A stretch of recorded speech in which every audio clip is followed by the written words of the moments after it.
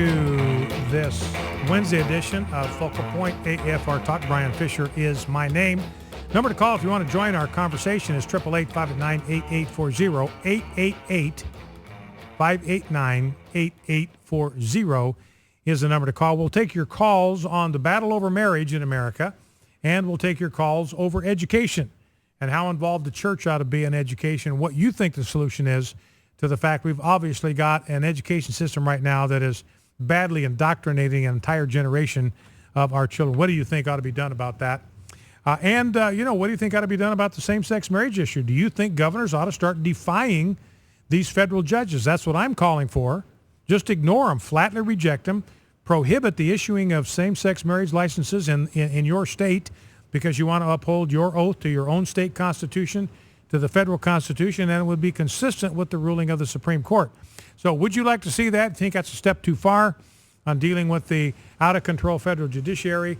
And then what do you think ought to be done about education? 888-589-8840 is the number to call. I got a story here about Warren Buffett. This guy is one of the 3 richest men in the world. And it turns out that Warren Buffett has given a grand total of $1.2 billion with a B, $1.2 billion to various abortion groups around the United States and around the world. Planned Parenthood, Marie Stopes International, the National Abortion Federation, the Guttmacher Institute, NARAL used to stand for the National Abortion Rights Action League. So he is not the Oracle of Omaha. He is the Butcher of Omaha. Warren the Butcher Buffett is now the nickname which he has earned. He's donated over the course of the last decade 2.7. He's donated enough money, that $1.2 billion over the last decade, 2001 to 2012. That is the cost of roughly 2.7 million first trimester abortions. That's more than twice the number of abortions that occur in an entire year in the United States. Now, everything he's done is perfectly legal. At least Roe v. Wade. It fits with the Supreme Court ruling in Roe v. Wade. But Warren Buffett himself, he has the blood of 2.7 million babies on his hands. Warren Buffett, the Butcher of Omaha, has donated enough money to snuff out 2.7 million lives. You think about the amount of blood that is on Adolf Hitler's hands. And if Warren Buffett keeps moving in this direction, he's going to start rising to Hitler's level of evil when it comes to this inhumanity. That's enough. He's donated enough money to abortion groups to abort the entire city of Chicago. He's donated enough money to abortion groups to wipe out, to have aborted the entire population of the city of Chicago. That is Warren Buffett, the billion-dollar king of abortion. 888-589-8840 is the number to call. If you'd like to join the program, let's go to Jennifer in Coppell, Texas. Jennifer, welcome. What's on your mind? Hi, Brian. Thanks for taking my call. Yes, ma'am. I was listening intently to the gentleman you just had on with talking about the Christian education, and yes. I really agree with that. I have been just thinking about that for the last several years, and actually longer than that. I have 13 and 16-year-old daughters. They've gone through the public school system, and I was raised in and I went through a private Christian school, and the contrast is just unbelievable. And the indoctrination that is going on in the public schools is incredible. And it's not conducive to raising children who are critical thinkers and who have good, solid moral foundations. Mm-hmm.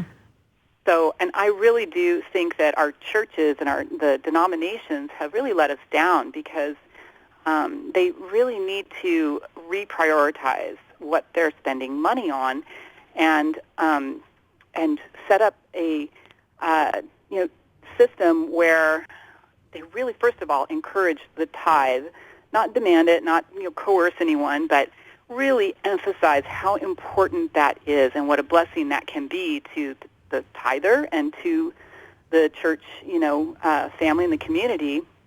And then from that, if everyone was really taught how important that is, I think the budget would just be, it would really become available for creating Christian schools that are available in every single community for every denomination of Christian church. We're spending so much money right now and encouraging people all the time, asking for money extra over and above the regular donations for sending missionaries overseas, which I absolutely support, and I totally believe that's really important. But we're not going to have any missionaries to send anymore because we're not educating our children about the Christian values and the Christian worldview, which is really how we're going to maintain a prosperous society. Well, I've thought, Jennifer, to hitchhike on what you're saying. Number, by the way, if you want to join the program, is 888-589-8840, 888-589-8840. Talking here with Jennifer from Coppell, Texas. And Jennifer, I've often felt like, I believe God has a calling on nations just like he has a calling on people. And I believe his calling on the United States of America, this is his reason for bringing the United States into existence, is to fulfill the Great Commission. That is the calling that is on this nation. And we have been faithful to that calling up to this point. We have sent more missionaries to more far-flung corners of the world in fulfillment of the Great Commission than any other nation in the history of civilization.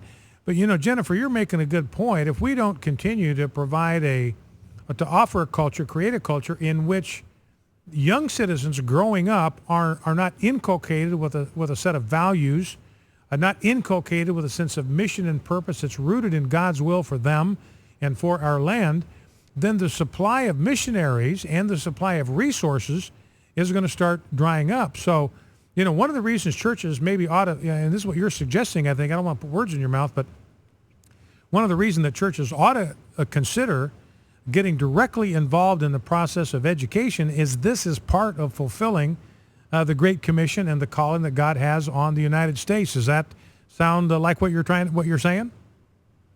That's definitely, one facet of it. It's I think a critical issue, and I really think that, in speaking to the prioritization of budgets for churches and denominations and so forth, it just seems like every weekend there's a new mission abroad that we're being asked to contribute to or support, and that's wonderful. Like I say, I do support overseas missions, and we are hoping to go on one at some point with our family. But we need to also really focus on what's going on here in our own communities, and look at the children that we have in our churches and the families, because they're in school 7-8 hours a day and 5 days a week, and if the information that they're getting is not based on a moral foundation that is absolute, and that would in my opinion, that is those are the morals that we learn from in the Bible and the Ten Commandments. We can't undo that in an hour or two on Sunday. So there's so many different reasons why. That's just one of them, because I really think that it's the budget, and we just haven't set a priority around, the kinds of schools that we could set up for Christian education would be superior academically, I believe, and that non-Christians would want to go there as well. Well, I would love to see us, as Ray Moore, who's the candidate for lieutenant governor, we had him on last segment, and I would love to be able to pursue his plan. It's an ambitious plan, but every ambitious plan, no matter how unrealistic it may seem, that eventually gets accomplished, somebody had to start pursuing that dream when it seemed impossible. And that's the vision that Ray Moore has of getting the government out of the education system altogether. You know, Jen, if we get the government out of the education system and return all that tax money back to the taxpayers, to the citizens, and then let them do whatever they want with their own money when it comes to education. Let's not have the government extracting money from them by force and then putting it into these schools that parents don't want to put their kids in. Now, it's the parents' money, so at least they ought to have the ability to choose what kind of education their kids are going to be exposed to. But if that money could go back to the parents that's now being siphoned out of their wallets by the government, return to the taxpayers, return to the moms and dads, then you'd have a huge drop in your state budgets. Because a lot of state budgets, I think in Idaho, when I was working in the legislature there, I think the budget for education was something like a half to 2/3 of the state budget was education. Imagine if all that money was returned to Idaho families or the families in whatever state, and then they could choose to put their child wherever they wanted with the money that was still in their resources. And I think you're exactly right. I think if the church got involved in that, it could do a better job from an educational standpoint, from an academic standpoint, be much more cost effective. I've got a story in the stack here today, Jennifer. I won't take time to go through it in detail, but it's from Washington, D.C.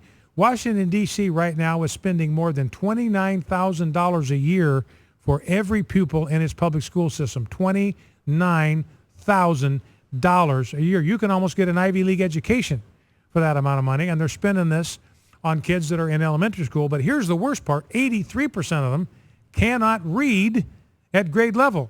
They're spending $29,000 a year, and they're third graders. 83% of them cannot read at grade level. So that $29,000, you might as well take that and light a match to it or flush it down a rat hole somewhere. I absolutely know for a fact the church can do better than that. Maybe it's time for it to recapture this mission.